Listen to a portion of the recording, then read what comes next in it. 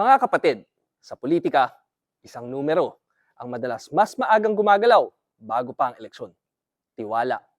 Kaya, himayin natin ang kwento sa likod ng pinakahuling social weather stations o SWS survey sa trust ratings ng dalawang pinakamataas na opisyal ng bansa, si Pangulong Ferdinand Marcos Jr. at si Vice Presidente Sara Duterte. Isinagawa ang survey noong November 24 hanggang 30, 2025. Pero imbes na mag-focus lang tayo sa isang numero, titingnan natin ang mas mahalaga, ang galaw ng tiwala sa paglipas ng panahon at kung saan ito humihina at lumalakas.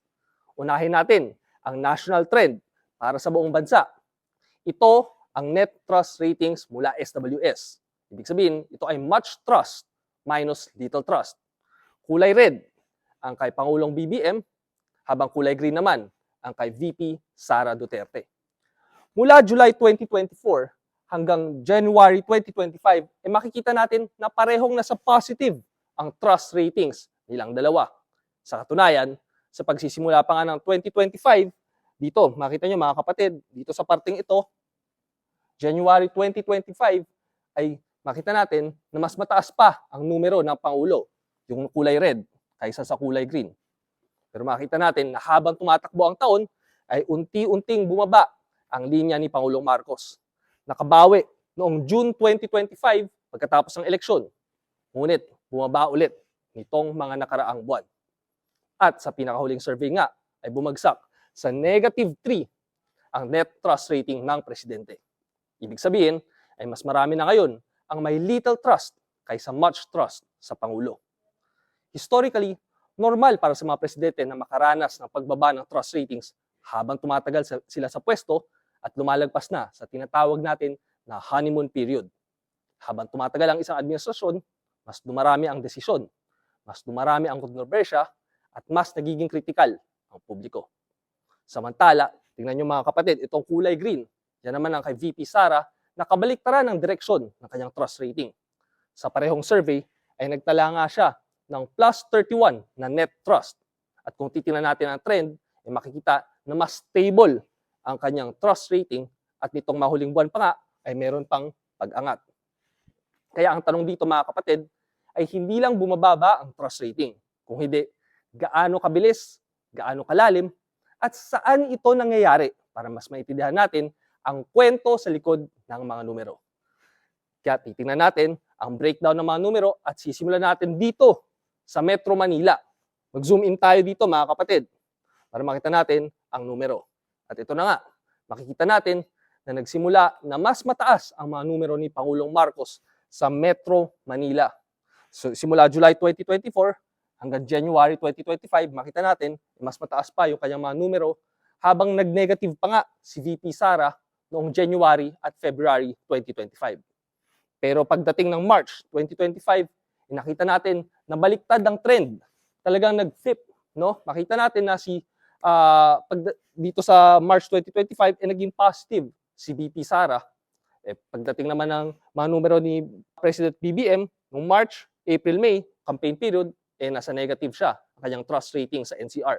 Si VP Sara naman, makikita natin nakabawi noong election period pero pababa na rin ang kanyang trend.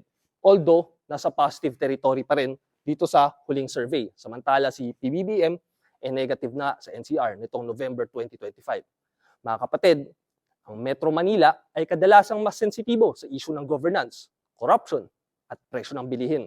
Kaya kapag may negatibong balita, ay mas mabilis ding mag-react ang tiwala ng publiko. Punta naman tayo sa Balance Luzon. At ito na, kitang-kita mga kapatid, ang kulay red, yan ang kay PBBM, ito ang pinakamalinaw na bright spot para kay Pangulong Marcos. Sa pinakahuling survey, ay positive pa rin ang kanyang trust rating. Sa kabila ng kanyang national decline na nakita natin kanina, hawak pa rin ni Pangulong Marcos ang tiwala sa Balance Luzon na alam naman natin ay isang malaking voting block. Makikita rin natin na sa mga nakaraang buwan, talagang mas mataas ang mga numero ni Pangulong Marcos kumpara kay VP Sara. Pero sa huling survey, makita natin dito mga kapatid, muling dumidikit ang kanilang mga numero. Sa Visayas naman, makita natin na halos magkaparehas ang trust rating si PBBM at VP Sara noong second half ng 2024. Talagang magkadikit ang kulay green sa kulay red. Pero pagpasok ng 2025, bagsak ang ratings ng Pangulo habang nanatiling mataas at steady ang trust ratings ng Vice Presidente para sa Visayas. At makita natin sa latest survey nga, tumaas pa siya, no? So sa lagpas 40%. Pero pagdating sa Mindanao, dito mga kapatid, kitang-kita, pinakamalinaw ang paghihiwalay ng kanilang mga landas. Baluarte ito ng mga Duterte, katulad na lang na nakita natin itong mga nakaraang eleksyon. Para kay Pangulong Marcos, dito nga sa kulay red, makikita natin na dito sa Mindanao ang kanyang pinakamababang trust rating. Malalim ang bagsak at consistent ang pababang trend. At para naman kay VP Sara, napakataas ng kanyang trust rating, naglalaro lang sa 70 hanggang lagpas 80% at nananatiling dominante sa paglipas ng panahon. Kaya kung hahanapin natin ang lugar kung saan pinakamatingkad ang pagkakaiba ng dalawang leader, dito yan sa Mindanao. Balikan natin ang mga numero ni Pangulong Marcos. Nationally, ito nga kulay black para sa buong Pilipinas, makikita natin na talagang pababa at umabot na nga sa negative territory. Pag tinignan naman natin, negative siya sa NCR, yung kulay red, kulay yellow na Visayas, negative rin, at kulay green sa Mindanao, yun ang kanyang pinakamababa. Pero nananatiling positive sa balance Luzon na kulay blue. Pero dahil negative yung tatlong lugar na yan, nahahatak pababa ang mga numero ng Pangulo. Samantala, kung atin namang babalikan dito, nasa positive territory pa siya from July 2024 to December 2024 hanggang early part ng 2025, dahil yung balance Luzon, NCR at Visayas nasa positive pa, no? Yung Mindanao, medyo talagang yun ang humatak sa kanyang mga numero dito. Pero balikan naman natin yung kay VP Sara. So balik tayo dito sa black. Yan yung kanyang trend para sa buong Pilipinas kay VP Sara. Makita natin na nananatiling positive ang net trust rating niya. At bakit? Dahil ito sa sobrang solid na suporta sa Mindanao na kulay green. Nakita nyo yan mga kapatid. At sa Visayas na kulay yellow. Kahit na bumagsak siya sa negative territory sa NCR, dito mga kapatid, i-zoom natin yung red at yung blue, NCR at balance Luzon, noong January at February 2025 ay na-offset ito ng lakas ng suporta sa ibang rehiyon. Kaya makikita nyo dito mga kapatid, yung yellow at yung green, lalo na yung green sa Mindanao, napakataas.